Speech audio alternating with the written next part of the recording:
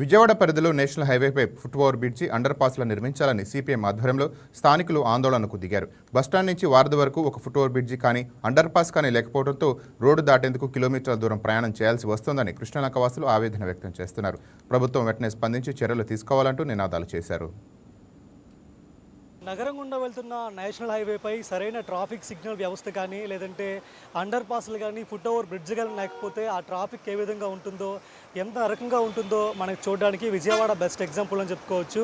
So Vijayawada గుండా national highway 65 వెళ్తుంది. హైదరాబాద్ నుంచి అటు మచిలీపట్నం వరకు కూడా ఈ రోడ్డు ఉంటుంది. సో విజయవాడ నగరంలో దాదాపు 10 కిలోమీటర్ల పైనే ఈ నేషనల్ హైవే 65 ఉంటుంది. అటు బస్ స్టాండ్ నుంచి ముఖ్యంగా బెంచ్ సర్కిల్ వరకు అయితే ప్రధానమైనటువంటి రోడ్డు ఉంటుంది. ఈ రోడ్లో విపరీతమైన ట్రాఫిక్. సో ఎక్కడ కూడా ఈ నేషనల్ హైవే 65 పైన ఎక్కడ కూడా మనకి ఫుట్ ఓవర్ బ్రిడ్జ్లు కానీ లేదంటే సరైన ట్రాఫిక్ సిగ్నలింగ్ వ్యవస్థ ఎక్కడ కూడా కనిపించవు. సో దానికి ఇక్కడ చూసుకోవచ్చు. ఇదంతా కూడా వారధికి సంబంధించిన సిగ్నల్ అనమాట. ఈ వారధి జంక్షన్లో ప్రతినిత్యం కూడా అటు గుంటూరు నుంచి వెహికల్స్ కానీ ఏలూరు నుంచి వెహికల్స్ కానీ అన్నీ కూడా ఇదే ప్రాంతం గుండా మనకి విజయవాడ నగరంలోకి వెళ్తూ ఉంటాయి.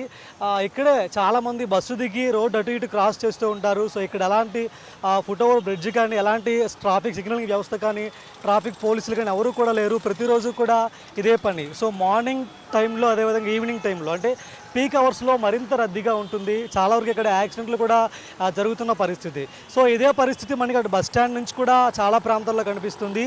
ఈ నేషనల్ హైవే 65 బస్ స్టాండ్కి వెళ్ళే దారిలో ఒక దగ్గర మాత్రం మనకి ఒక అండర్ పాస్ నిర్మించారు. ఇంకెక్కడ కూడా అండర్ పాస్ కానీ లేదంటే సిగ్నల్స్ కానీ రిమైనింగ్ ఏవి కూడా ఉండవు. సో ఇలాంటి వాటి వల్ల ప్రజలందరూ కూడా తీవ్ర ఇబ్బందులు పడుతున్నారు. దీనికి సంబంధించి ఈరోజు సిపిఎం పార్టీ కూడా భారీ స్థాయిలో ఆందోళన కూడా చేపట్టింది. ముఖ్యంగా పాదచారులు రోడ్డు దాటుతున్నప్పుడు ఫుట్ ఓవర్ బ్రిడ్జిలు లేకపోవడం వల్ల చాలా ఇబ్బందులు పడుతున్న పరిస్థితి. దానికి సంబంధించి కూడా ఆందోళన చేపట్టారు.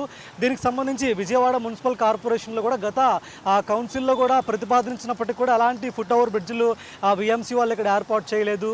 సో నేషనల్ హైవే వాళ్ళు కానీ స్థానిక ప్రజాప్రతినిధులు కానీ ఇది ఒక పరిష్కారం చూపాలి. ముఖ్యంగా పాదచారులు చాలా ఇబ్బంది పడుతున్న పరిస్థితి. ఒకవేళ ప్రమాదం జరిగి చనిపోతే ఎవరు బాధ్యత తీసుకుంటారని కూడా పాదచారులు ప్రశ్నిస్తున్నారు. సో ఎప్పటికైనా ఈ 10 కిలోమీటర్ల మేర ఎక్కడైతే ప్రజలు నిత్యం తిరుగుతుంటారో ఆ ప్రాంతాల్లో ఫుట్ ఓవర్ బ్రిడ్జ్లు కానీ లేదంటే ట్రాఫిక్ సిగ్నల్ వ్యవస్థలు కానీ ఏర్పాటు చేయాలని కూడా ప్రజలు కోరుతున్నారు.